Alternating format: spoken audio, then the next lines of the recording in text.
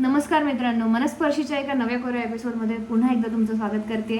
मी आहे प्रज्ञा पांडे आणि मी घेऊन आली आहे तुमच्यासाठी आमच्या मनाला स्पर्शून जाणारा कार्यक्रम मनस्पर्शी. आज आहे एकादशी आणि एकादशीच्या पर्वावर मी तुमच्यासाठी घेऊन आली आहे एक अभंग विठ्ठलाचा. सो पुढे जाण्याआधी मला एकदा सगळ्यांचे आभार व्यक्त करायला आवडतील की तुम्ही माझ्या मागच्या व्हिडिओवर इतका छान प्रतिसाद दिला, त्याबद्दल धन्यवाद. पण एक गोष्ट अशी माझ्या निदर्शनास आली की तुम्ही सगळे मागच्या व्हिडिओमध्ये एका गाण्याची वाट बघत होतात का, जे गाणं मी त्यात सांगितलं होतं की तुम्ही हे नक्की ऐका. तर त्या गाण्याची मला असं वाटलं सगळे लोक वाट बघतायत, म्हणून यावेळेस एक यात चेंज असेल की जेव्हा हे याचं पूर्ण निवेदन होईल तर निवेदनानंतर मी सेम गाणं इथे पुढे अटॅच करणार आहे.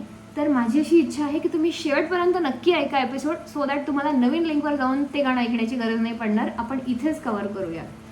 तर चालू करूयात मनस्पर्शीचा हा भाग. तर या भागात आपण बघणार आहोत संत ज्ञानेश्वरांनी रचलेली ही काव्यरचना. गाण्याचं नाव आहे कानडाव विठ्ठलू.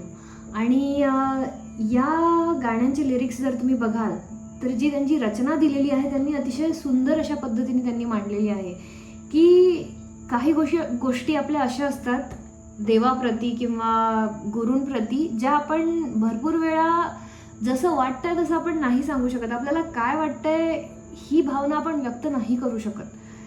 तर संत ज्ञानेश्वर असं म्हणतात, आपण थोडंसं याचे काव्यरचना बघूयात.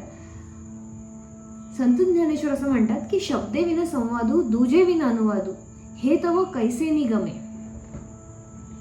म्हणजेच काही भावना अशा असतात की ज्या शब्दात नाही मांडता येत, त्या फक्त आपण मनाने अनुभवू शकतो. हे तव कैसे निगमे म्हणजेच की हा अनुभव नॉर्मल नाही आहे. बेसिकली हा वेदशास्त्र किंवा कुठेही लिहिलेलं नाही आहे किंवा हे ठरवलेली गोष्ट नाही आहे. ही प्रत्येकाला ही वेगवेगळी वाटू शकते त्यांच्या प्रत्येकाच्या अनुभवाप्रमाणे. पुढे संत ज्ञानेश्वर असं म्हणतात की परेही परते बोलणे खुंटले वैखेरी कैसेनी सांगे. म्हणजेच की कधी कधी असं काय आपल्याला फील होऊ शकतं की जे आपण शब्दात काहीच व्यक्त करू शकत नाही, ते फक्त तुम्ही अनुभवू शकता. आणि काय अनुभव येतोय हा सुद्धा तुम्ही शब्दात नाही व्यक्त करू शकत. तर देव जो आहे हा आपण प्रत्येकासाठी वेगळा असू शकतो. प्रत्येकाला ह्याची वेगळी एक अनुभूती येऊ शकते. सो हा म्हणजे असं म्हणायला काही हरकत नाही की देव हा एक विचार नाहीये, तर हा एक अनुभव आहे. आणि बऱ्याच वेळा आपल्याला सगळ्याच गोष्टी समजून येणं गरजेचं नाहीये आणि बऱ्याच वेळा समजून येतही नाही. त्यामुळे प्रत्येक वेळेस काही गोष्टींना समजून घेण्यापेक्षा जर आपण शांतपणे त्यांना एका ठिकाणी बसून अनुभवायचं ठरलं तर कदाचित गोष्टी थोड्याशा तरी समजून येतील, असं मला वाटतं पर्सनली. तर चला आपण हे गाणं ऐकूयात. या भागाच्या शेवटच्या टप्प्यामध्ये आहोत आपण सध्या, जिथे आपण मी हे गाणं पुढे प्ले करते. तर माझी अशी इच्छा आहे की तुम्ही हे गाणं ऐका आणि कसं वाटतंय मला नक्की सांगा. आणि आपल्याकडे मराठी काव्यामध्ये म्हणा किंवा आपल्या संतांनी जे लिहून ठेवलेले अभंग आहेत, यात इतकं मोठं तत्वज्ञान दडलेलं आहे की आपण जर खरंच त्याला समजून घेण्याचा प्रयत्न केला तर कदाचित आजच्या तारखेला आपण जे थेरपी घेतो, पॉडकास्ट ऐकतो, मोटिवेशनल स्पीचेस ऐकतो, ह्याची गरज कदाचित पडणार नाही असं मला वाटतं.